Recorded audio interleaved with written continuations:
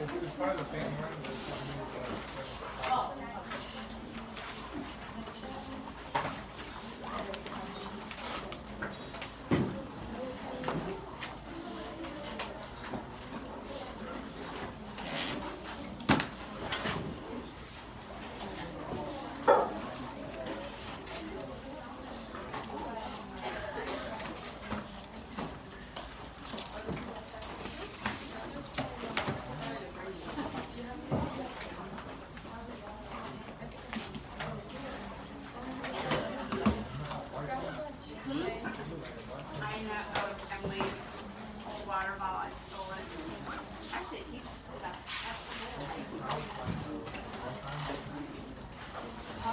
All right, then if you have not got a half sheet of gravel, let's start with that.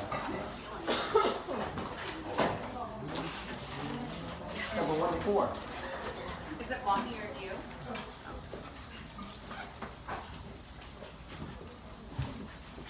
We'll walk you through this. Number 1, in oogenesis, how many chromosomes in the daughter cells after the completion of meiosis? 1. 23. If you have trouble remembering, remember when I drew this thing during the lecture and one pinches off? This is the first polar body. In each nuclei, I drew a chromosomal pattern of dyad, dyad, long, short, right? 23 dyads, NR. This cell is NR, the first polar body. This is also NR. Okay, so that's just taking you through it. It's haploid, and it's replicated. Yeah. So in this cell,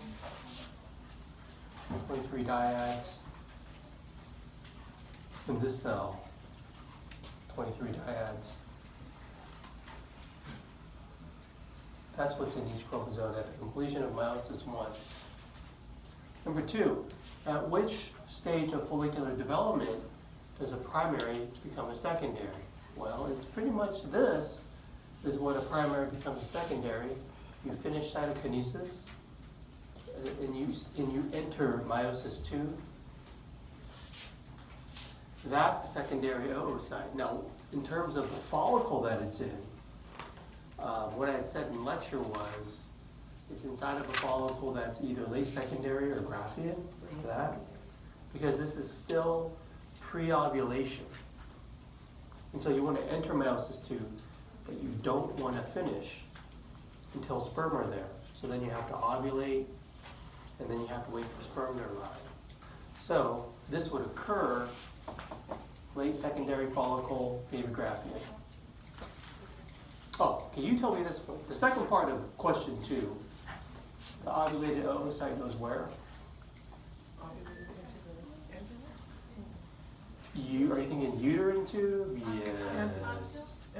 Ampulla of the uterine tube. That's where fertilization typically occurs. That's an anatomy question. Moving on to number 3, that's a physiology question for meiosis. Remember that for number 3 we did this.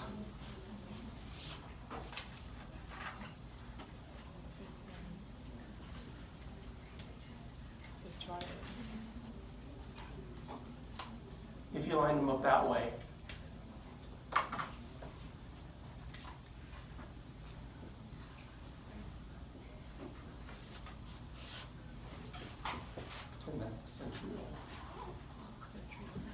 and you pulled one set this way and pulled one set that way,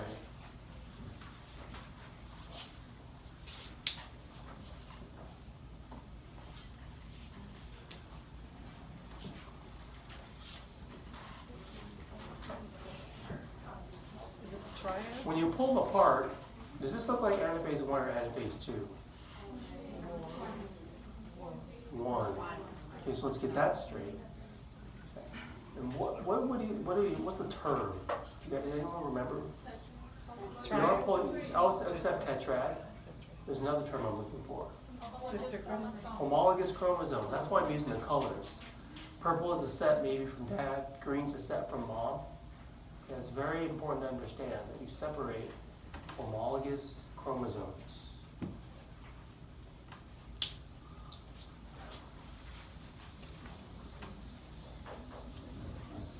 Because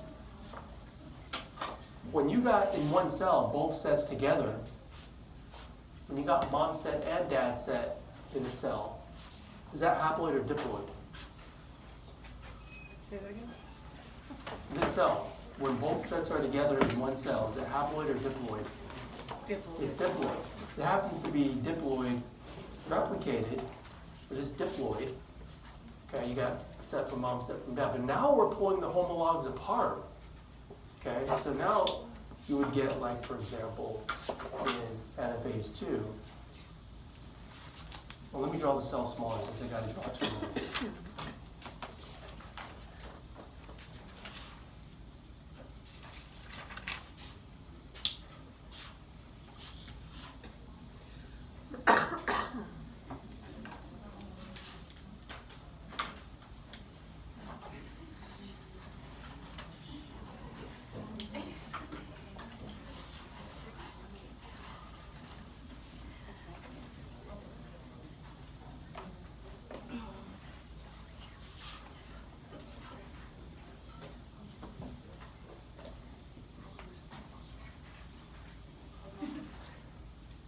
Now I got two cells that are going to become 4. This is anaphase 2. To answer the question, what do you pull apart?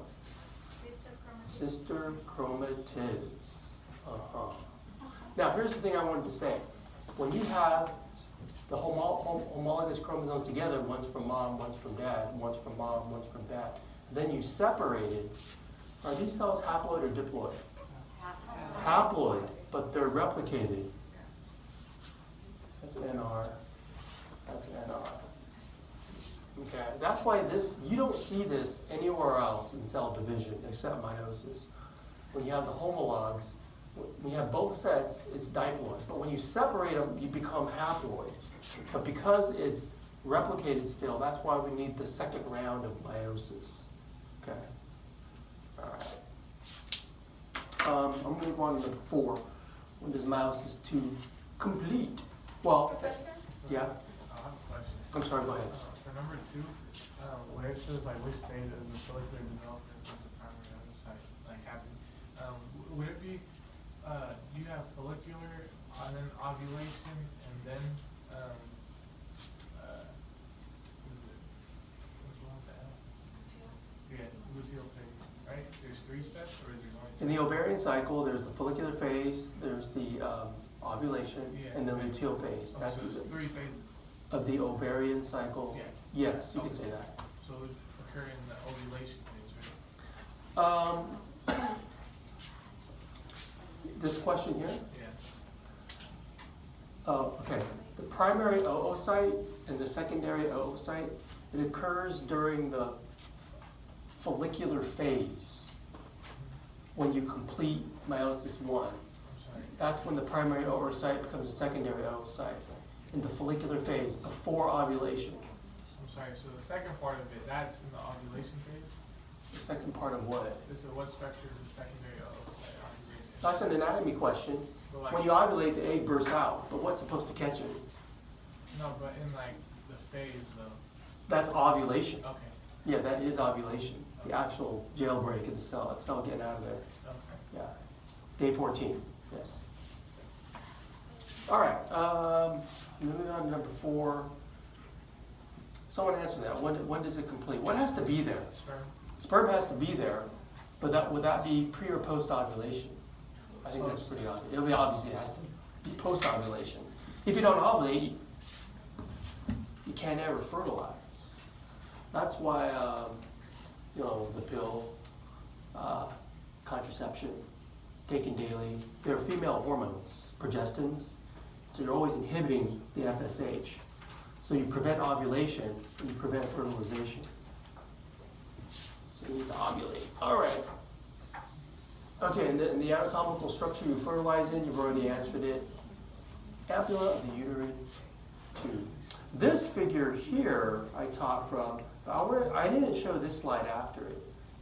This shows 3 feedbacks that are very important to include, for example, when you're writing your essay question. Let's call this 5, 6, 7 on your half sheet. What I want you to do for 5, 6, 7 is to describe 3 feedbacks shown on this figure. Same ones we discussed as a part of the essay, but just focus on the feedbacks right now. 5, 6, and 7, go. I'll give you a couple of minutes. Still on your half sheet.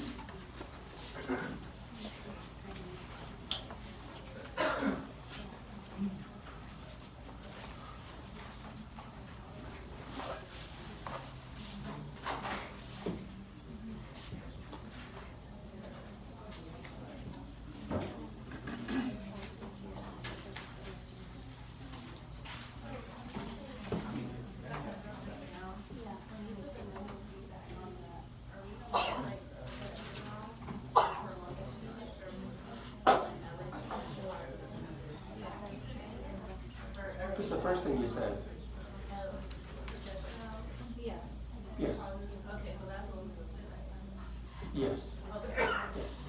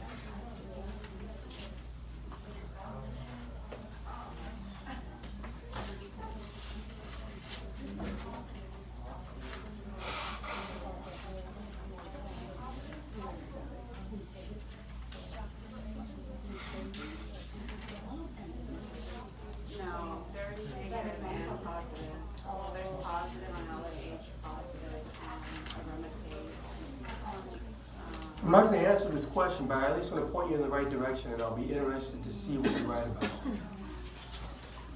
First feedback is right here. It's a negative one. Okay. The second one is right here. It's a positive one. The third one is right here. It's a negative one. And I'll be interested to see if you wrote about the right thing, which is causing the feedback, why, what is being turned off, and it is up to you to get that straight. There's a model we have in the room of this process. And see those boards out on the desk over there? There's 2 of them. I took a picture of one of them, the one that's purple, and a glare on this picture. But what it shows is 28-day cycle. That's day 28. You can see the follicular phase, right? Ovulation, luteal phase. And you kind of end with the shriveled white scar of the corpus albicans.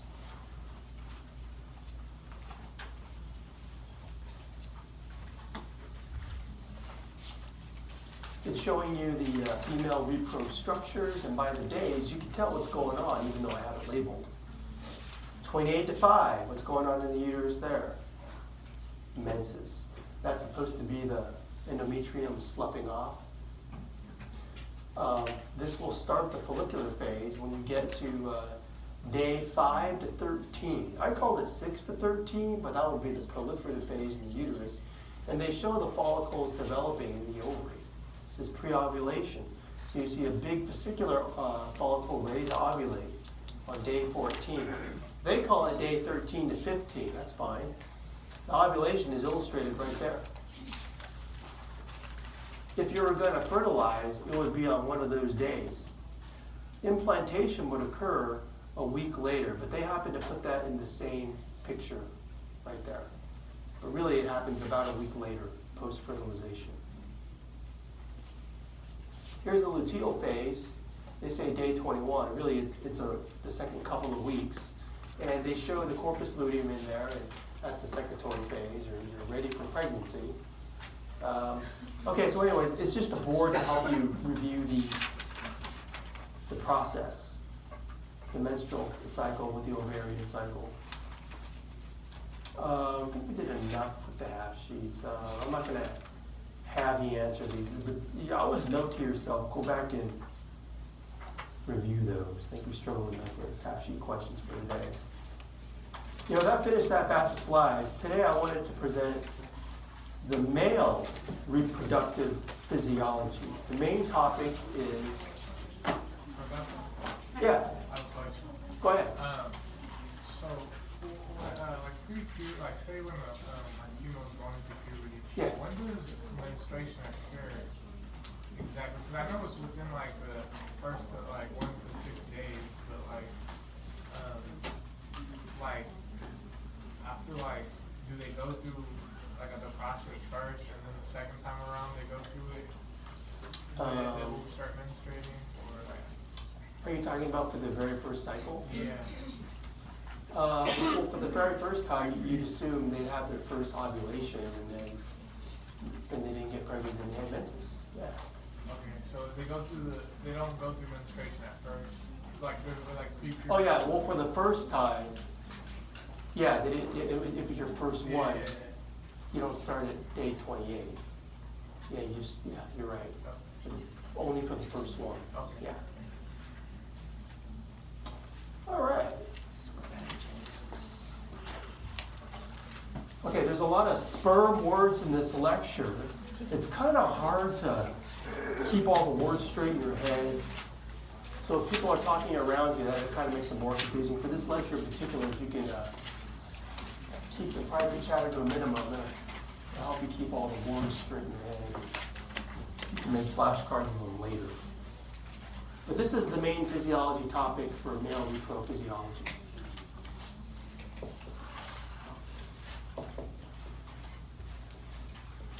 And what you can see in the next slide is an outline of the process in this order.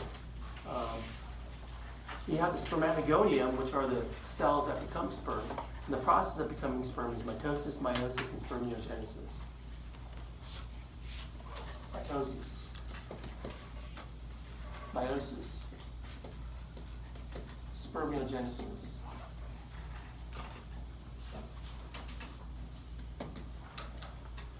Now, we had mitosis and meiosis of the oocyte. I described that. If you recall, I said mitosis occurs in the female before she's even born.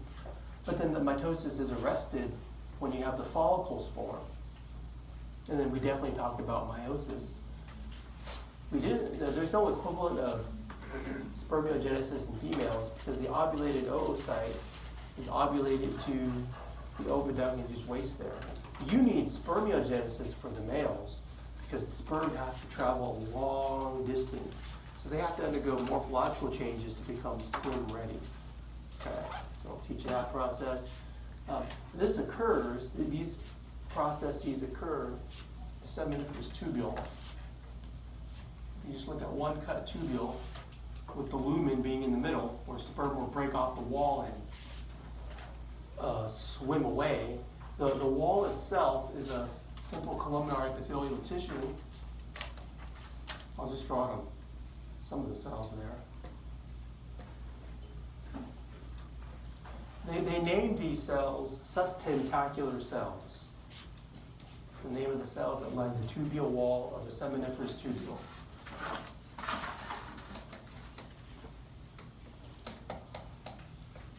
So seminiferous tubule, sustentacular cells. They have a nurse function. You never see these simple columnar cells. They're frequently covered by the developing sperm. They do have tight junctions between them that are very important, because those tight junctions, they create this boundary, these subcompartments of the tubule wall, say from here to here, or from there to there. Say this inner compartment all the way around is called the adluminal compartment. Adluminal compartment.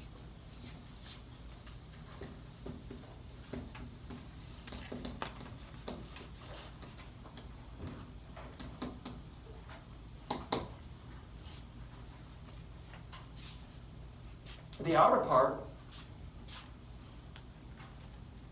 is called the basal compartment.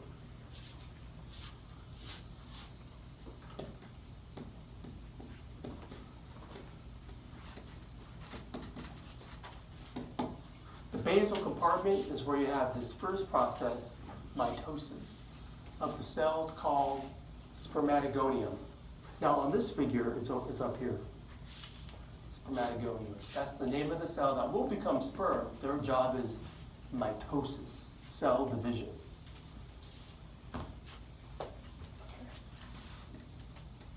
So I'm writing under basal compartment mitosis of spermatogonium.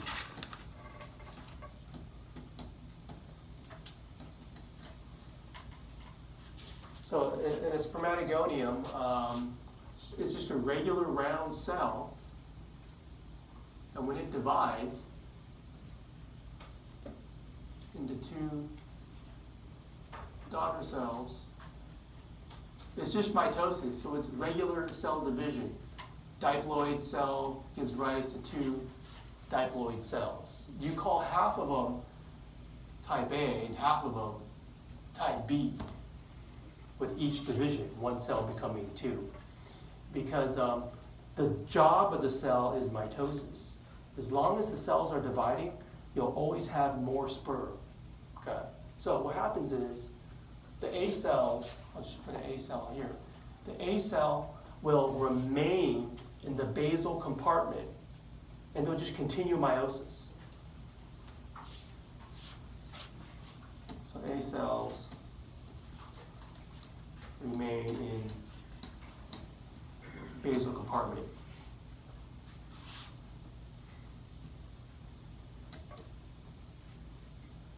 It's the B cells, they slip past the tight junctions and they're pushed to the adluminal compartment. They'll enter meiosis to become sperm. B cells pushed past tight junctions.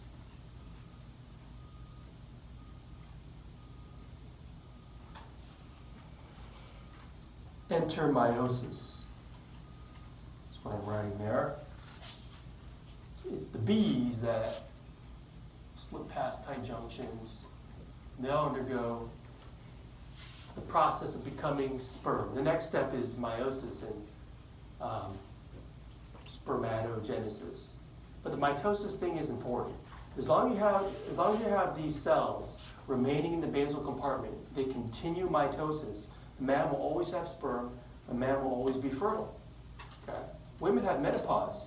You run out because a woman runs out because mitosis stops before a female is even born because of the follicle development. There's no menopause in men. Men can remain fertile into their 70s. As long as you got cells dividing, they'll become sperm. A man in his 20s can produce something like 6.5 million sperm per gram of testicular tissue. You get your 50s to 80s, maybe divide that in half. Okay, but there's a lot of production.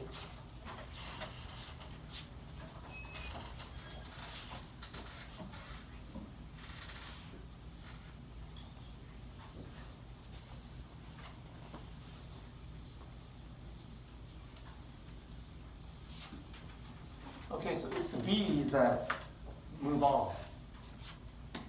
So the figure, follow it right here. This cell pushed to the luminal compartment.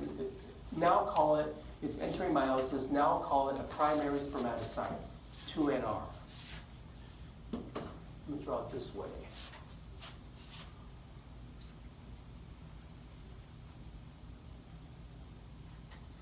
Let me draw how I've been drawing it, with the chromosomal pattern matching 2NR. Long purple, short purple, homologous chromosomes, long green, short green. Okay, stick to that pattern from mom, from dad. Both sets are in there. It's diploid, it's replicated, it's 2NR. Really, it's 23 tetrads, not 2. Right, that whole thing.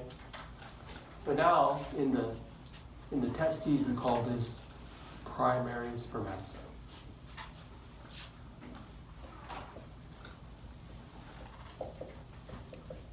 It enters meiosis. It's going to finish meiosis 1. So it looks like this.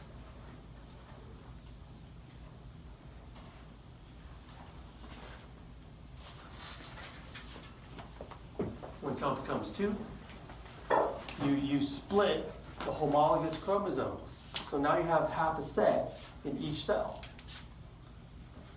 Long purple, short purple in one cell. Long green, short green, and the other one. You follow? Haploid or diploid at this level? Haploid, but replicated. So each of these cells, call it NR, 23 dyads. The name of the cell is secondary spermatocytes.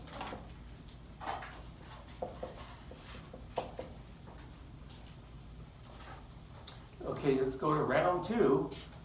2 cells become 4.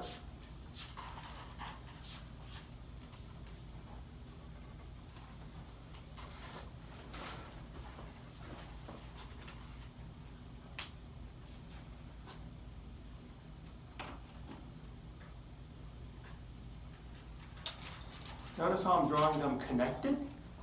That is true. The cytoplasm of these cells, they stay connected and they kind of have a community cytoplasm. That's healthy for these cells. They kind of need that cell-to-cell contact. Okay. Well, can you guess what the chromosomal pattern would be? Don't guess, you should know. Like for example, in these 2, this cell becomes 2. It's going to be just one chromosome, right? You're separating the sister chromatids there, long, short, for purple, right?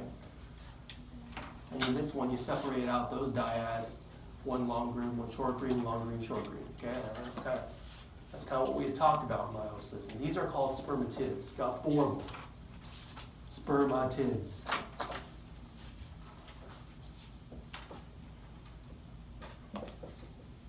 Each have the N, right? Which means haploid, which means 23 single chromosomes per cell.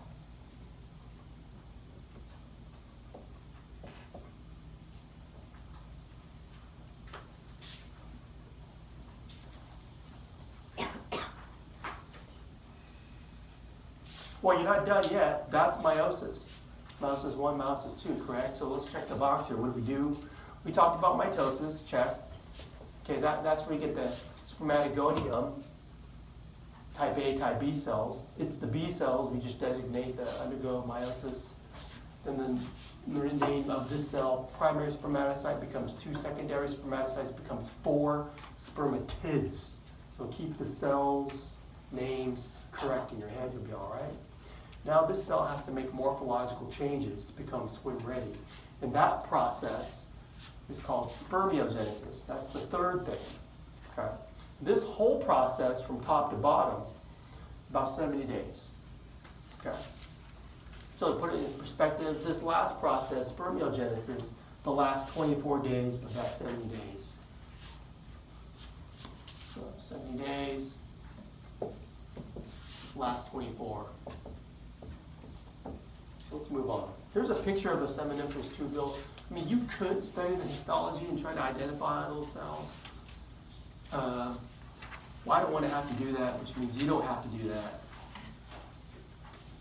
But at least no figures like that, right? You should be able to follow it based on that.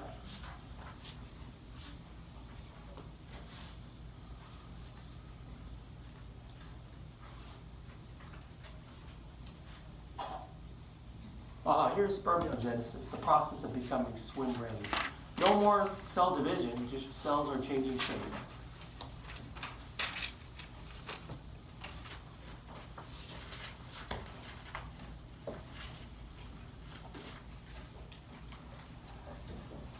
So if you look at the left there, you have a regular round cell called the spermatid. Looks like you got, cell membrane, you got a purple nuke. You got gold, I'll note the Golgi. They use green, they use green. Kind of looks like a stack of coins there. Golgi. In this process, you kind of shrink the cell. You lose the cytoplasm. That Golgi becomes an acrosomal cap around the nuke.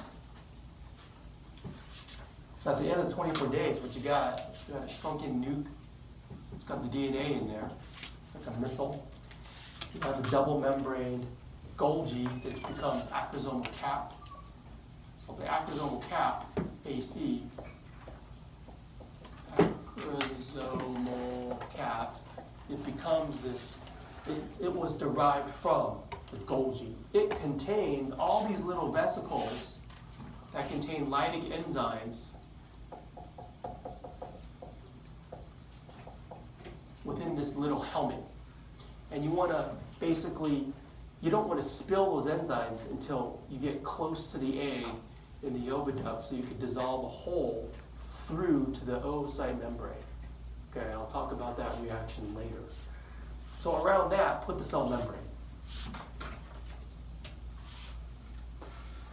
Black line is cell membrane, and there's a little mid-piece, and the tail, there, for the full-on swim-ready sperm.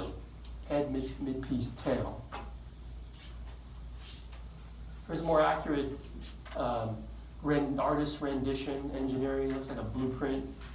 All the parts are there. The one thing I didn't mention was neck. Well, the head's the most important part. Why? Got the DNA. That's what the sperm contributes to the fertilized egg, just the chromosomes, nothing else. The neck, I'll point, I didn't really draw a neck, but the neck can pivot. And that's the important thing to note. Because if this were to be a fertilizing sperm, it's got to make contact, but because the point of the head can't make enough surface area contact, it kind of like pivots to the side so you can make more surface area contact to contact for fusion when those cells fuse together. Also, you have mid-piece. The mid-piece, it's got lots of mitochondria, energy for whipping. And they will be contained within there. The tail is for motility, locomotion.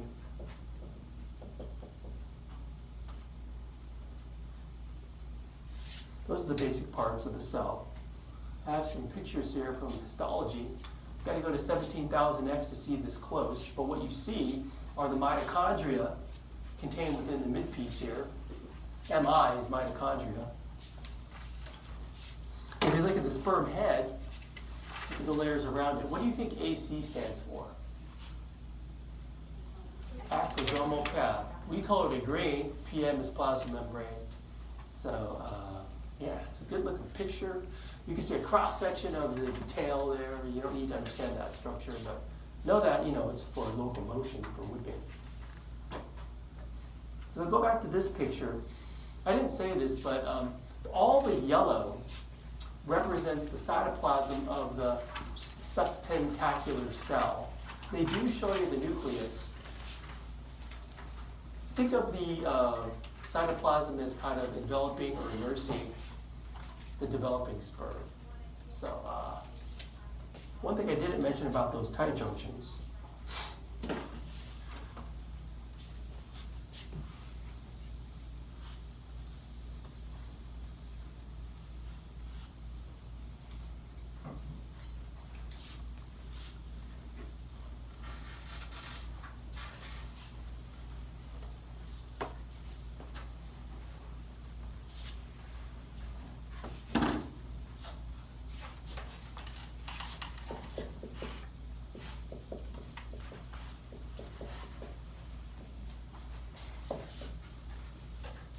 reason, if there is low testosterone, the adhesions of those junctions kind of break down, and you'll let the sperm cells slip through too quickly. And if they get through too quickly, they'll never develop. Adhesions of tight junctions.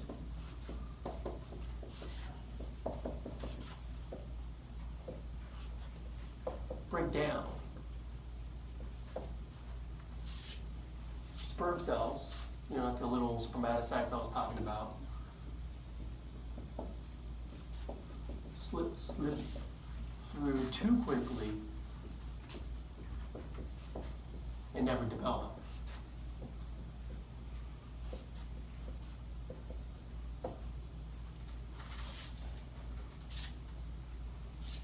The other thing about the tight junction is when they're working right, they form what's called, what I have in red there, the blood-testes barrier. You want to protect developing sperm from your immunoglobulins because your immune system would view developing sperm as non-self and it would attack it. So it's required for, I'll say, create blood-testes barrier.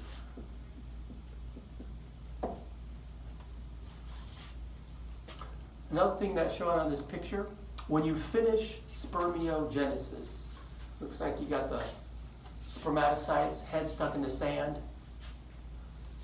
The process of breaking off the tubular wall and swimming away is called spermiation.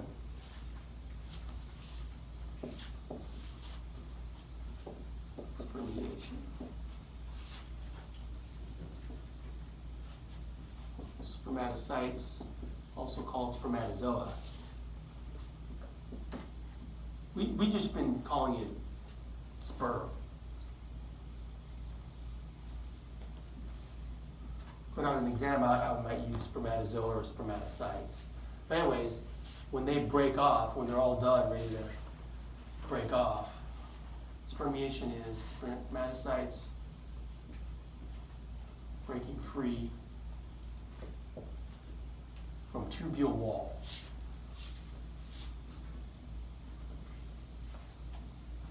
I don't know the details of it, but I do know that if you have low T, low testosterone, it affects this process. They never break free, and the Sertoli cell, the sustentacular cell, just gobbles them up. Don't break free.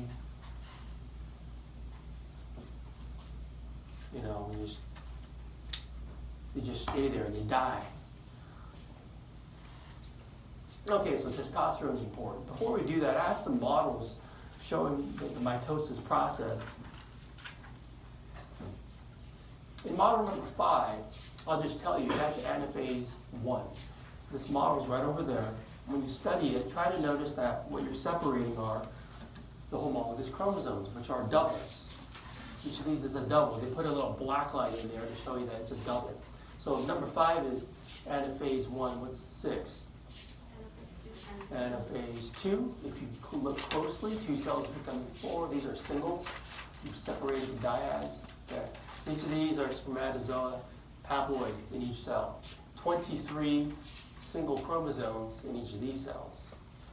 Now, if you compare that with female meiosis in these models here, 6, 8, 9, and 10, model 8 is anaphase 1. Notice how you can tell it's female. I mean, look at the division of the cytoplasm. Equal or unequal? Unequal. So what are we going to call this thing here that's pinching off? The first polar body. Okay, you're separating the homologous chromosomes. This is anaphase 2. There's the first polar body undergoing its division. Here's the second polar body pinching off. You see them all there. These two are from the first polar body. That's the second one. This isn't supposed to finish until sperm is present, so you could assume sperm arrived, even though they don't really show the sperm. If I put these models, mix them up, and you should be able to tell the phase of meiosis. It's either anaphase 1 or anaphase 2, and you should be able to tell that's female, female, male, male sex. Okay.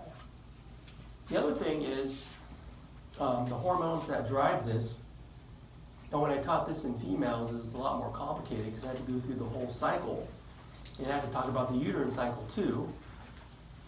Well, men don't have a cycle and men don't have a uterus, so it becomes much more simple to talk about. With 7, can you go back to 7? Would Yeah. that be 7, yes. cytokinesis? Didn't hear it, sorry. Oh, yeah, it's because I didn't say it. So, let's go back. Are you talking about 10? No, 7. You're done with mouth. This would be at the end of spermatogenesis. The spermatids became sperm.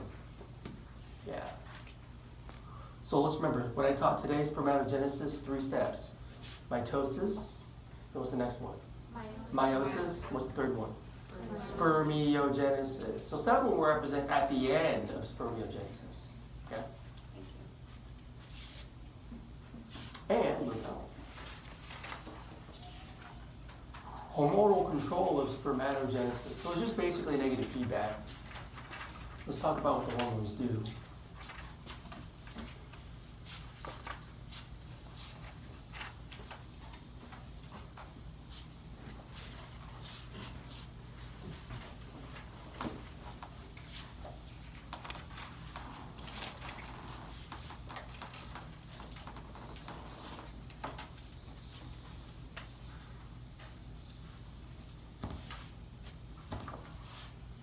So we got the hypothalamus, anterior pituitary, this increased gonadotropin releasing hormone. If, let's say you got low testosterone or a low sperm count, so you need more. So that's the stimulus for release of the gonadotropin releasing hormone. The gonadotropins in the male are still called FSH, LH, even though in name only, right? There's no functional follicles, or there's no luteal phase in the male, right? We just keep the names to keep it simple. So you got the FSH, you got the LH, but they target different things. What the figure shows is FSH, it's stimulating those Sertoli cells, those sustentacular cells, to secrete the androgen binding proteins, ABP, Sertoli. Same thing as sustentacular, but they secrete androgen binding proteins. They're going to sop up the male hormone like testosterone. So you stimulate with LH the interstitial cells of Leydig.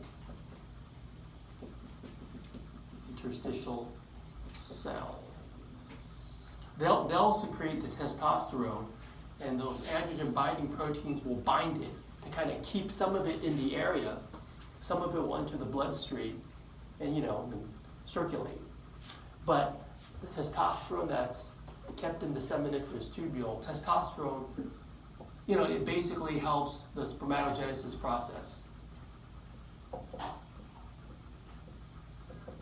So with increased testosterone and with increased sperm count, think of those as a negative feedback on this.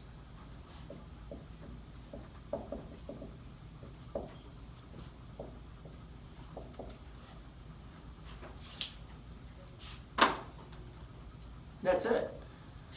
Low sperm, turn it on. High sperm, turn it off. That's basically it. Just remember what those gonadotropins target. Okay. Okay, so I'm going to shift gears again. Any questions on this hormonal feedback for the male?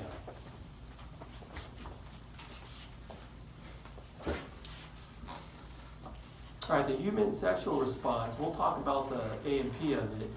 It was kind of looked at by Masters and Johnson. What they notice in males and in females are the same phases of excitement plateau, orgasm, resolution in men and women. There's some variations.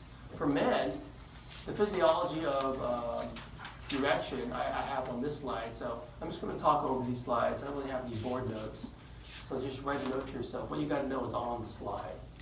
Okay, and this should be reviewed. Should be. Let's see.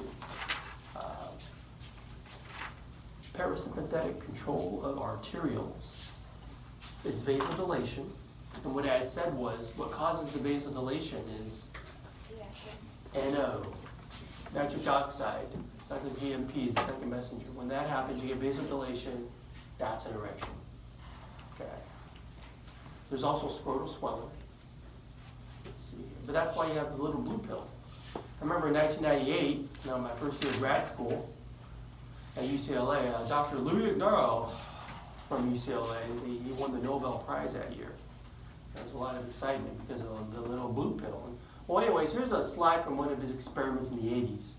It's from corpus cavernosum. He treated it with nitric oxide in his experimental group. The control group was nitroglycerin, which was always known to be a vasodilator. They just couldn't identify the molecule that caused it. But once you can identify the molecule, then you can invent a drug that can affect the cell physiology. Then, that's why you can help people now with erectile dysfunction. So he's showing the relaxation of corpus cavernosum. When it's relaxed, things dilate and fill with blood. Okay. So I don't know if you remember, if you're old like me, I remember when I started seeing these commercials. You remember when you first saw a commercial for Viagra or Cialis? Maybe late 90s, early 2000s, around there. So it tells you how long the research, 80s to drug that you can get, how long it takes. All right, so moving on from erection, the plateau phase, the penis is fully erect, the testes are gorged with blood. You may see the bulbourethral gland. Let's remember our seminal glands. There's prostate, seminal vesicle, and this is the third one. That fluid is neutralizing any trace urine in the urethra. In the orgasmic phase, it's a sympathetic response. Up to this point, it's a parasympathetic response. Orgasm is a sympathetic response. The anatomy is contraction of internal structures like prostate. Also, the bulbal spongiosis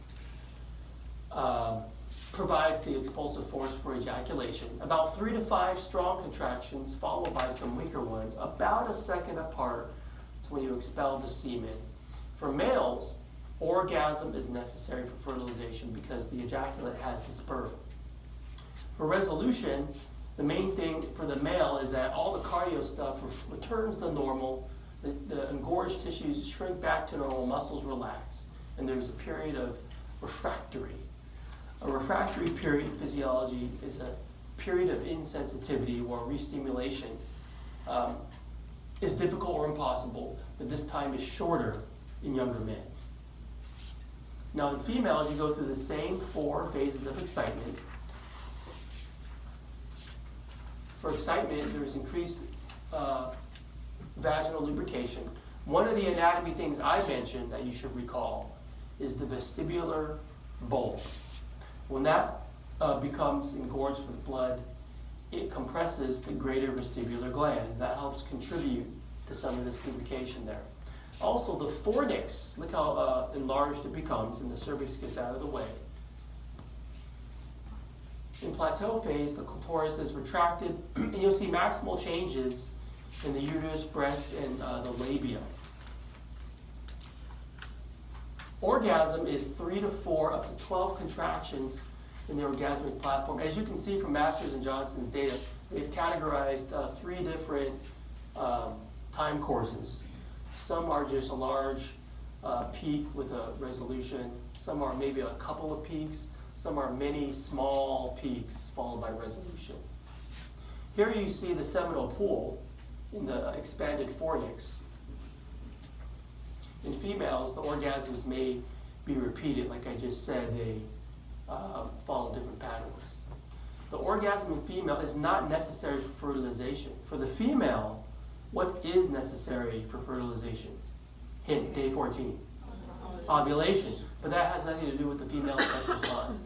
In some mammals, I've read that mating does trigger ovulation, but I have not ever read that for females. All right, so during resolution, you can see that everything shrinks so that the cervix swoops down into the seminal pool. Okay, so you know where they got to go, right? They got to go to the oviduct, so they got to swim through there and get into the oviduct. And everything returns normal like in males, but in females, there's no refractory period, who may be multi-orgasmic up to 5 to 20 orgasms, and it's not age dependent. Okay, so I always say women have all the fun. Okay, men, we have a refractory period that just keeps getting longer and longer as we get older. So I guess we have a biological clock too. Okay, but females, they don't report that. All right, well that concludes the male repro physio. I would like to present the repro slides. So go ahead and take just a 1 minute stretch break while I get those slides up.